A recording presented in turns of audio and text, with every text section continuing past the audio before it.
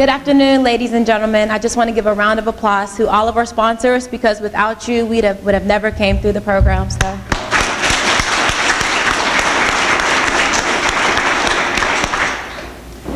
I'm here to introduce Mr. John Rixley Moore, who is an actor, writer, decorated Vietnam veteran. He has written 2 very revealing books, the first of which sheds light on some of his classified missions as a U.S. Army Green Beret that took place in the jungles of one of our worst wars in history. The first book, The Kobe, was nominated Pulitzer Prize and also nominated Hostage Paradox. It's his memoir of serving as a recon leader in Vietnam. The second book, Company of Stone, is his account of living among the brotherhood of the obscure monastery in Scotland while recovering from a bullet wound, and then moving on to work as a rock drill operator in a large industrial gold mine in Canada. He is also a day, primetime, and nighttime soap opera, and he's been featured in over 500 national commercials. While serving as the Armed Distinguished Service Cross, he earned 2 Silver Stars, 5 Bronze Stars, 3 Purple Hearts, a Vietnamese Cross of Gallantry, First Order, Combat Infantryman's Badge, Juggle Expert, a Ranger, Airborne, 5 Presidential Unit Citations, Expert in Rifle, Pistol, and 109 Recoils Rifle, and of course the standard Good Conduct, National Defense, and campaign ribbons. Without further ado, please give a round of applause for our keynote speaker, Mr. John Rixley Moore.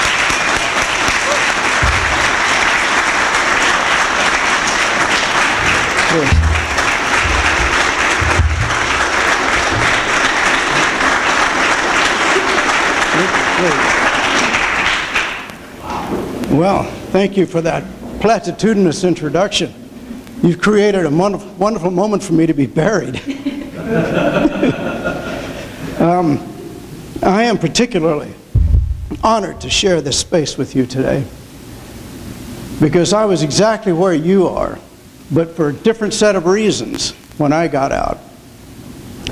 About 3 months or so before my last operation, as we call it, my last mission, I had become the only team leader in our group that had survived 4 missions. I had to do 2 more, and I had given up hope of surviving. Any rational person who looked at the operations we were running and the odds against surviving another one would have concluded the same thing. But maybe that's not stating it quite accurately. I'm not sure humans are capable of giving up all hope. Self-preservation is the strongest instinct we're born with. If you drop a baby's head, the arms go up right away. I don't think you can get rid of all hope, but what happens is you can get to a point where you give up the expectation of survival. And when you do that, you erase your future, which at the same time makes your past irrelevant. You're 25 years old, everything you've experienced up to that point is going to be nothing in a matter of weeks. Your only hope is that the end is going to be quick and painless. So when I found myself alive in the hospital after that last mission, I didn't know what in the world to do with my life. I had not planned for the future. I hadn't expected to have one. And so I was out of the military. They let me out. I had $64,000 or $5,000 in tax-free combat pay, so I had a cushion. My parents lived in London, England. That was my home of record. So after a week crossing the country waiting for military space available, I finally got home. And had no idea what I would do. My first order of business was to lie on the sofa for about a month looking at the sky and having a wonderful time. And then one day my mother brought me an ad in the London Times. They were looking for diggers and categorists on an archaeological dig up in Scotland on one of Hadrian's walls. Most people don't realize that the Emperor Hadrian had 2 walls built, one across Scotland. The other one never got finished because the Picts and the Jutes took off all their clothes and painted their bodies blue and attacked the Romans and scared the hell out of them and left a whole bunch of dead ones around. So they decided they would pull back to the other wall. Well, anyway, the place where they left all these dead Romans, a very sacred place, very haunted, No one went up there for about 300 or 400 years, and the people who did go back up there after that had thought the Roman architecture had been the work of giants. It was a mythical place for years, and that's where they were digging, so it's a pretty interesting place to be. But I found out that a guy with a bullet fragment in his hip really shouldn't be getting up and down off his knees in the driving rain 40 times an hour, leaning over a wet, muddy pit. So I decided I better quit before the other people took me as a malingerer. So I did, and one of the women on the dig wrote a map for me so I could go through the Roman haunted parts and get a boat eventually across one of the firths back to a train back to London. Trouble is, she didn't draw it to scale. So I took off thinking by that night I'd be on a boat someplace. I walked all that day, all that next night, and all the next day, by which time I really couldn't pull my leg forward another step. And another storm was coming. So I thought one night of this might have been an adventure, two might just kill me off. So I started walking again, and after about 20 paces, I came across the entrance to a monastery. So I thought, it's providential. This is what I need. So I'd read, monasteries take in weary travelers. I figured, well, I certainly qualify. So I started walking up to this 14th century mansion on the top of a hill. About halfway up there, I thought, wait a minute. I've read about monasteries. Weird things happen in these places. But I didn't have any real choice. So they took me in. And it proved to be some of the most interesting guys I had ever been with. A lot of them had Royal Navy tattoos. They all had a past. No one ever talked about that. But after the storm that hit the night I went in the monastery lasted for 5 weeks. So after 2 or 3 days, these guys were washing my clothes. They were feeding me. They were inviting me to their Vesper service, which wasn't like a regular church service. It was just silences and chanting. Very interesting experience. So after about 4 or 5 days, I thought I'd better make myself useful. So I went into the scullery, went into the kitchen, and I said I knew all about how to wash pots and pans, that I'd been trained by the U.S. government. They put me in as the pot guy for a while. And then I got promoted to be the assistant to the baker. And that guy was just great. Cinnamon rolls and honey bread. I can't talk about this without my drool cup. But after that, I began to work for the stonemasons. I had a couple of very interesting stonemasons there. I worked with them for several months before I realized they hated each other. It's part of the things about a brotherhood. There's no place else to go. If you hate somebody, there's no bigger population to move off to. Well, one day I fell and I reopened my bullet wound. So I thought I'd get a meeting with the abbot to get an easy job, maybe something in the orchard. And he very gently threw me out.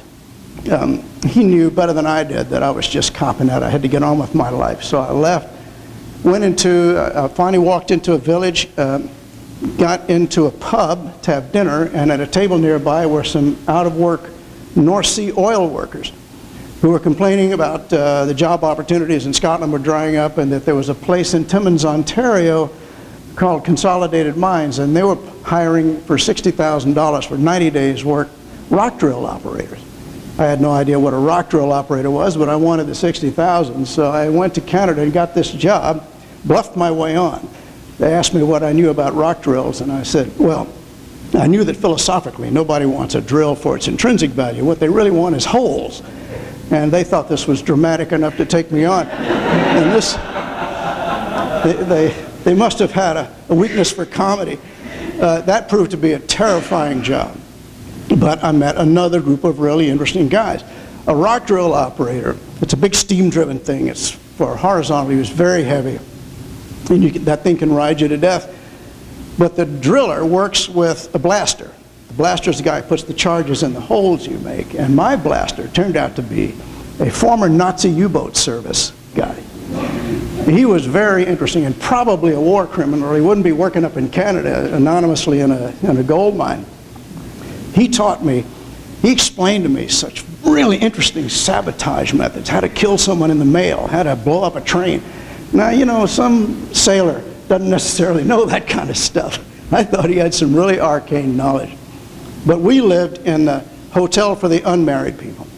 And what you do when you come up out of the mines, apparently, is you get drunk as hell and then you get into knife fights. And if you eliminate one of the other people, they just draw a line through his name in the morning. One of the reasons they needed rock drill operators. Well, one day couple of guys, my final week there, 2 guys got killed by big pieces of slag. Slag is the stuff that falls out of the roof of the mine. And that was pretty scary. I had my fill of death at that point. And then I almost blew myself up with a whole box of dynamite doing something stupid. So rather than become a cloud of calcium and iodine blown against the top of the mountain, I thought I better just get out of there too. Went back to the States. I had interviewed for a job with an advertising agency before I went into the military 4 or 5 years earlier.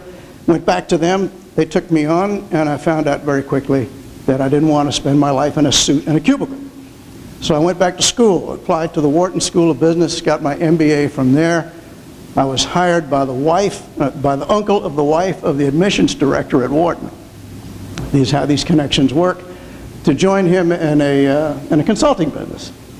The business did real well, and during that time, I had met a casting director and had started doing commercials, and I was playing a crooked businessman with terrible taste in women on a soap opera in New York. Had a great time doing that pretty much every day. So I was coming back to the office in Greenwich, Connecticut at night and signing all the letters I dictated the day before. So in effect, I was doing my part of the business in absentia.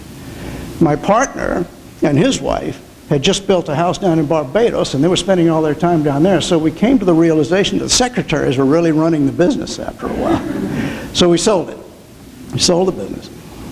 The point of all of this is, ever since I was a kid, all I wanted to do was be in the theater. I don't know where that came from. My family was all too educated for that kind of thing. I was always, for that reason, discouraged from doing it myself. All I wanted to do was that. And I lost track of it for a while, but I kept it in the back of my mind all this time. And this is the one thing I'd like to leave with you. Follow your heart. I know that sounds corny. It sounds like the theme song of a Disney movie. But whether you do it consciously or whether it's just thrumming away like a rhythm section under there all the time, you will be steered to that thing. It doesn't feel like you're being steered to it. Look what happened to me. I mean, I went to different countries, different jobs, none of which were right. But they each one led to the next thing, which led to the person that led to the job. And I've just been happy as a pig ever since then. I don't think you folks have anything to worry about on this next horizon. You are better trained than you think in fundamentals like personal responsibility and leadership. You're going to find you have a leg up on almost everybody when you get out and do that. A friend of mine, Colonel Oliver North, told a friend of mine 2 weeks ago that the average IQ level in the military today is 9 points higher than their equivalent levels of responsibility in the civilian world.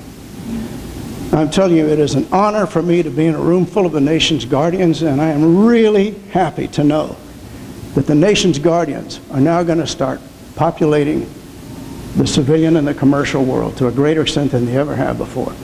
You're going to make it better. You're better than we were. You're better equipped. You're better trained. You have more programs to make you fuller people. I know you don't like the Army slogans, but be all you can be.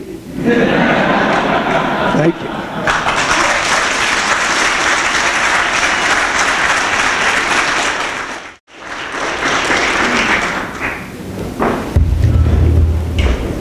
To be a high-performance person, you must first decide what end result you want. Exactly what do you want for yourself? What career, what income, what community, and what home? What spiritual life, what relationships? That was a mentor who didn't even realize he was our mentor, Mr. Lou Tice.